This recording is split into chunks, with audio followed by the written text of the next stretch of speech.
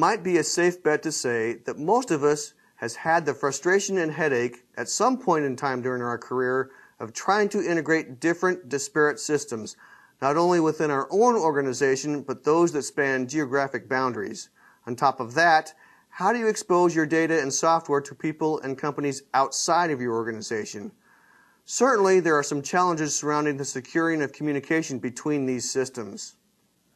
Luckily, there is a solution, and it is called the Windows Azure App Fabric, which is the focus of this section.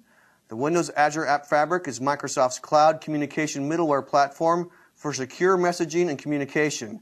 In this section, we'll begin by looking at many of the technological communication challenges that many organizations face today, including authorization and identity.